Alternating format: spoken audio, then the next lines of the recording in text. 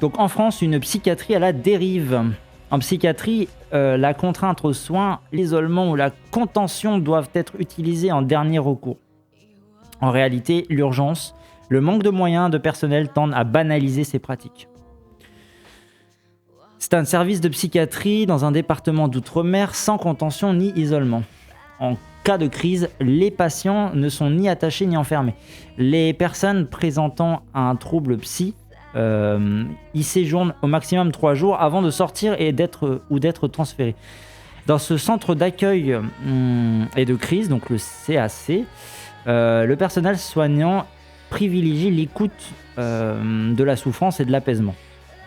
Notre unité de 6 lits est un sas de décompression entre les urgences de l'extérieur. Car en psychiatrie, il faut distinguer les soins libres de ceux qui ne le sont pas. Les soins sans consentement. Quand il s'agit de santé, depuis la loi Kouchner en 2002, le consentement prime. C'est-à-dire que chacun a le droit de refuser un soin, même si ce refus met sa vie en danger. Exception faite à la psychiatrie où une personne peut être hospitalisée sous contrainte de force et d'office. Depuis la loi 2011 qui précise les contours de ce type d'admission, il est d'usage de parler de soins sans consentement. Être interné contre sa volonté requiert la signature d'un tiers, souvent la famille ou un proche, accompagné de 2 certificats médicaux. Et en cas de péril imminent, s'il y a un risque d'urgence d'atteinte à l'intégrité du patient ou qu'un tiers ne peut être trouvé, un seul certificat médical suffit pour justifier l'enfermement. En cas de danger imminent, le préfet peut aussi, au vu d'un certificat établi par un médecin extérieur à l'établissement, prononcer l'admission. Qu'est-ce qu'un péril ou danger imminent, s'inquiète le jeune psychiatre d'outre-mer qui déplore des termes flous pour justifier des mesures coercitives. En l'absence de consentement, une évaluation doit être effectuée par un psychiatre à 24 et 72 heures pour confirmer la nécessité des soins. Pour prolonger ce type d'enfermement au-delà de 12 jours, c'est au juge des libertés et de la détention que revient la décision. Excellent, ouais. Il y a aussi le trouble à l'ordre public qui est une raison d'hospitalisation sous contrainte. Oui, justement, Colette, par rapport à ça, je voulais revenir sur le cas... alors, je sais plus, je crois qu'il y a eu 2 cas de gars qui ont été mis en HP suite à l'agression avec un œuf de... comment ça s'appelle l'agression de Macron avec un œuf, voilà. Et au lieu de passer par la justice légale, la justice pour condamner le geste qui a été proféré auprès de notre saint président, il est passé par la case HP. Et donc je pense que ça rentre dans le fameux trouble à l'ordre public que tu évoques, Colette. Si tu es identifié comme fou, que tu brailles dans la rue, bah, tu peux être hospitalisé ou au moins faire un tour aux urgences. Ouais, parce qu'il y a la peur du sujet un peu fou, voilà, qui se balade dans la rue et qui gueule, qui crie, machin, alors que bon... On en connaît des gens comme ça qui gueulent dans la rue, ils sont pas forcément frisés. Alors la contrainte banalisée, c'est plus une fois qu'on est en HP. L'utilisation de méthodes coercitives, je sais pas comment dire, qui empêchent le mouvement du patient. Alors la contrainte banalisée, comme le dénonce le rapport Soins sans consentement et droits fondamentaux publié en mars 2020 par le contrôleur général des lieux de privation de liberté, la CGLPL, de cette contrainte aux soins, les professionnels ont parfois tiré l'autorisation implicite d'une contrainte au corps se traduisant par une contrainte au comportement, horaire, tabac, visite, etc. En psychiatrie, les restrictions arbitraires variables d'un établissement à l'autre sont légion.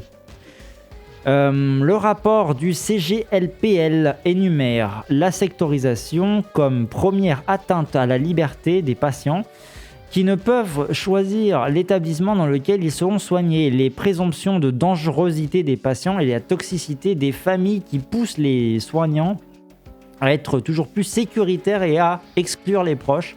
Le secret médical peu respecté lors de la distribution des médicaments. L'imposition de rythmes collectifs dans la journée. De son côté, l'UNAFAM recense dans un rapport de mars 2021 des serviettes de toilette remplacées par les draps, des portions de nourriture insuffisantes ou encore l'absence d'horloge dans les chambres d'isolement, faisant perdre aux malades tout repère. Momo, 36 ans, et 7 hospitalisations au compteur, dont la première sans consentement, déplore de petites restrictions imbéciles qui, cumulées les unes aux autres, lui donnent à chaque fois l'impression d'être prisonnier, alors qu'il vient en soins libres. On fume tous ou presque. Mais la pause clope, c'est quand ça leur chante et parfois elle saute.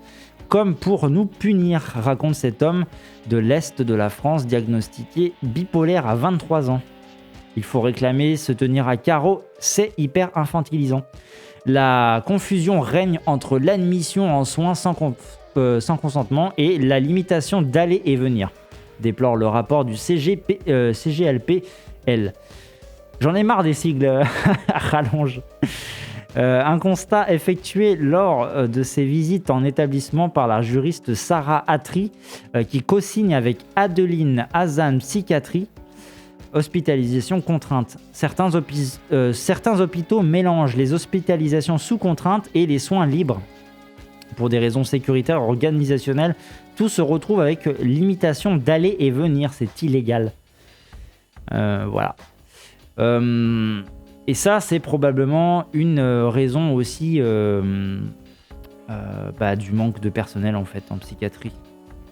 Parce que vous n'avez pas le temps, le plus simple, c'est d'utiliser des méthodes coercitives où une fois que le patient il est attaché, on va dire, vous n'avez plus trop besoin de vous en occuper, je pense. Sans compter toutes les manipulations des toubibs pour que tu ailles en hospice de ton plein gré alors que tu n'en as pas envie, que tu n'en as pas besoin ou que tu pourrais être pris en charge autrement. La contention dans l'urgence. Tout commence aux urgences générales d'où provient 60% des admissions en soins sans consentement. Je délirais, mes parents ont appelé les pompiers, raconte Maxime F, qui a ainsi été amené aux urgences de l'hôpital le plus proche dans le sud-ouest de France. J'avais 19 ans, je me suis retrouvé harnaché sur un lit, ça m'a rendu fou, raconte le jeune homme diagnostiqué schizophrène 2 ans plus tard. Lors de cette première hospitalisation, Maxime a été vu par un psychiatre dans l'après-midi, détaché et interné d'office le lendemain. L'isolement et la contention sont la pire atteinte à la liberté individuelle. Je rappelle que ce sont des êtres humains qui ont des sentiments, qui sont sentients en fait. Et donc du coup, quand vous attachez une personne sans son autorisation, ça veut dire que vous l'attachez en lui refusant des droits de sentir libre, de pouvoir se déplacer de son corps, etc. Donc vous augmentez on va dire la frayeur, vous augmentez les peurs sur cet être sentient, en fait, tout simplement. Genre, si vous êtes attaché que vous n'avez pas demandé, vous allez mal le vivre, en fait. Et c'est pareil pour une personne qui a un trouble psy, en fait. Donc bon, c'est pas... le psychiatre Raphaël G est régulièrement appelé aux urgences générales pour les cas révélant de la psychiatrie. Les urgentistes contentionnent trop vite, reconnaît-il. Mais quand ils ont plusieurs patients alcoolisés sous emprise de drogue, violents, suicidaires, ils attachent. Ils doivent attendre que la personne redescende pour pouvoir l'ausculter. En effet, avant de contacter un psychiatre, les urgentistes doivent évacuer tout problème somatique, vérifier que les délires ne sont pas dus par exemple à un problème neurologique ou provoqués par une indigestion de substances. Explorer le corps avant d'explorer l'esprit est une obligation légale pour les médecins, bien que pas toujours respectée dans ce qui est perçu comme un cas psy. L'alcool peut donner des idées suicidaires sans que la personne relève de l'internement, précise le jeune psy. Lorsque nous sommes confrontés à un adolescent ou un enfant en crise, nous sommes contraints d'en arriver à la contention. Voilà, à chaque fois, c'est des quotes de personnes. Hein. Donc là, une infirmière aux urgences pédiatriques qui dit ça, dans l'hôpital Necker. Toute mesure restrictive de liberté doit être validée au plus vite par un psychiatre selon la loi de 2011. Ce n'est pas un geste anodin puisque parfois le psychiatre ne peut venir immédiatement, admet cet urgentiste confronté cette année à une explosion des cas psy chez les ados de 11 à 13 ans. Ces témoignages corroborent le constat effectué par la CGLPL, selon lequel des pratiques d'isolement et de contention de patients présentant de troubles psy sont décidées par des urgentistes sans validation par les psychiatres, mises en œuvre dans les locaux rarement adaptés à ces patients en crise et ne faisant l'objet d'aucune inscription dans un registre. Depuis 2016, les mesures de restriction de liberté doivent être inscrites dans le registre, selon Raphaël G. Dans son hôpital, et c'est ce qui motive sa demande d'anonymat, le registre n'est tout simplement pas tenu. C'est comme ça. Coupe fataliste, le jeune psychiatre. Impossible dans ce cas pour les patients et leurs proches de tracer et donc de contester des actes restrictifs de liberté. Je risque le parallèle avec la garde à vue, avance le juriste Sarah Atri. Cela paraît fou que l'on ne sache pas quand une personne est entrée en garde à vue et quand elle en est sortie. C'est pourtant ce qu'il se passe dans certains établissements psychiatriques. Alors même que ces personnes ne sont suspectées de rien, elles sont malades, s'emporte le juriste. L'article 84 de la loi de 2020, le 14 décembre 2020, vient modifier à la demande du Conseil constitutionnel l'article du Code de santé publique relatif à l'isolement et la contention. Ce nouvel article, dont le décret d'application est encore attendu, précise que l'isolement et la contention sont des pratiques de dernier recours et ne peuvent concerner que les patients en hospitalisation complète et sans consentement. Un manque criant de personnel pérenne. Quand j'ai pu lui rendre visite au bout de plusieurs jours à l'isolement, j'ai trouvé mon fils assis sur un matelas au sol. Il n'avait même pas de drap. Dans un coin, un seau hygiénique lui servait de toilette. Alain M se remémore cette vision d'horreur dans un hôpital du sud de la France. J'ai été choqué et pourtant, j'avais déjà rendu visite à mon fils à la prison de la santé. C'était il y a 10 ans et son fils s'en souvient encore comme une expérience traumatisante. Avec cette prise en charge indigne, souligne son père, il est impossible de compter sur l'adhésion du patient aux soins. Alain M regrette n'avoir porté plainte contre ce qu'il considère être une maltraitance. Le pire, c'est que l'infirmière ne comprenait pas ma révolte face à une telle situation. Pour elle, ce traitement était normal. Si le rapport du CGLPL dénonce l'absence de perception des atteintes aux droits fondamentaux que constituent ces restrictions ou mauvais traitements, nombre de soignants n'acceptent pas ces pratiques. Mathieu Bellachen, chef du pôle psychiatrique d'un hôpital de région parisienne, explose. La contention n'est pas du soin, je n'en veux plus. Pour l'éviter dans son service de 33 lits, les patients en crise sont sédatés et mis à l'isolement. Mais ce n'est pas une solution, il faudrait réduire la contention chimique. Ce psychiatre milite pour réinstaurer du collectif de soins. Cela passe notamment par des équipes pérennes et formées à autre chose qu'à la gestion des symptômes, l'inverse de ce qui se fait actuellement.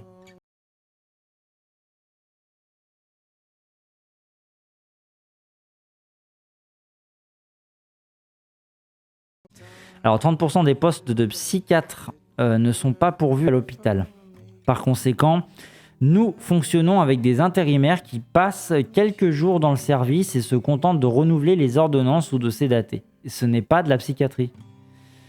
Ce n'est pas cela la psychiatrie. Mathieu Bellachen propose d'autres approches avec les patients, mais se confronte à une administration de plus en plus tournée vers une logique chiffrée. Et si le changement venait de l'inclusion du patient dans les décisions thérapeutiques? C'est l'esprit des directives anticipées, encore au stade de l'expérimentation en psychiatrie. Apparu dans la loi de Leonetti en 2005 relative aux droits du patient, ces directives peuvent être comparées à un projet de naissance. Il s'agit de courts textes modifiables à tout moment, dans lequel l'usager de la psychiatrie note les soins qu'il refuse en cas de crise, indique les médicaments qu'il prend, ceux qu'il ne supporte pas, les moyens de l'apaiser, etc. L'idée est de renouer le lien entre patient et soignant. Quand je propose un bar thérapeutique, une radio ou un journal, on me rétorque que ce n'est pas du soin, s'exaspère-t-il. On a le cas là de la personne là qui a témoigné, où il y avait le papa et le fils. Et donc le père a parlé de ça comme une prison de santé. Ça en dit long sur la vision qu'ils en ont du coup. Et puis évidemment on parle d'un moment traumatique en fait du coup. Ce qui fait que vous avez un problème psychique, vous êtes admis comme ça parce qu'il n'y a pas de moyen que la personne n'est pas adaptée en vrai à prendre en charge la maladie, le trouble, la crise aussi, des fois, c'est une crise sur un moment, machin. La personne n'est pas apte à gérer ça. Il n'y a pas de psychiatre à proximité à porter pour faire validation des moyens de lutter contre la crise. Et du coup la solution la plus simple, c'est d'enfermer la personne, de la cloîtrer sur un lit.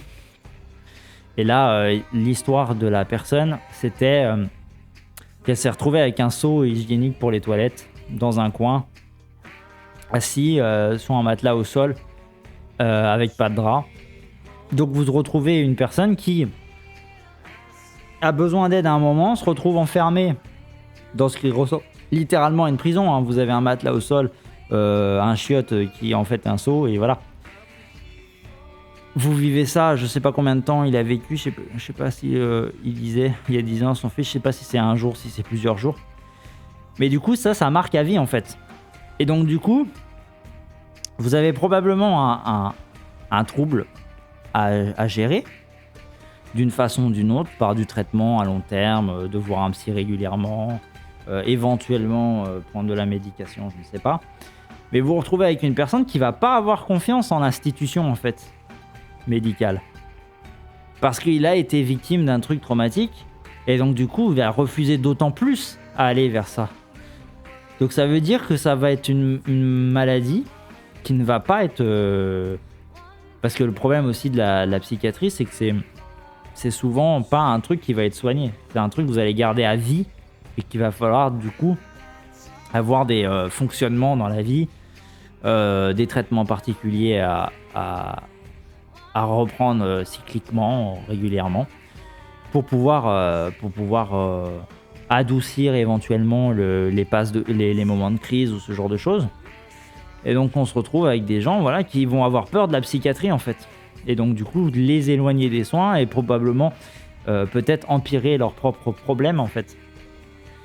Et on se retrouve avec ce genre de cas là pour cette personne. Je pense que l'institution, ça l'a refroidi pour longtemps. Hein. Parce que ça, vous le gardez à vie, en fait. Hein. C'est des moments où vous vous souvenez toute votre vie. C'est pas un truc que vous allez oublier sur un coin, ça, c'est clair. Le truc, ça a été évoqué par-ci par-là, mais c'est comme tout, hein, l'hôpital, il manque clairement du personnel. Et comme on est dans le chiffre, ça, ils ont évoqué, on est dans les logiques chiffrées, vous vous retrouvez avec... des réductions budgétaires, ou alors on doit faire avec tel budget et pas plus, donc pas d'augmentation, donc on ne suit pas forcément, on prend pas des nouvelles personnes, quand il y a des départs à la retraite, on les renouvelle pas, ce qui fait qu'on a moins de postes, moins de personnes qui s'occupent de ces choses-là, et on se retrouve avec des problèmes qu'on a connus dans l'hôpital, en dehors des psys, l'hôpital psy, mais aussi dans l'hôpital psy du coup. Et comme l'hôpital psy, c'est le parent pauvre de la santé, c'est encore pire en fait, en psy. Quand on n'est pas dedans, on n'y est pas confronté, on ne sait pas en fait. On ne sait pas comment ça se passe et on s'en doute pas forcément, quoi. Et donc du coup, il faudrait peut-être en parler un peu plus, quoi.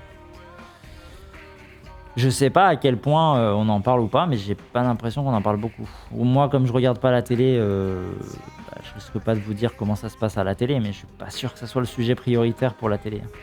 Déjà que quand il y a des grèves d'infirmières, infirmiers, de gens qui travaillent à l'hôpital, qui peuvent faire des grèves pendant des années, littéralement.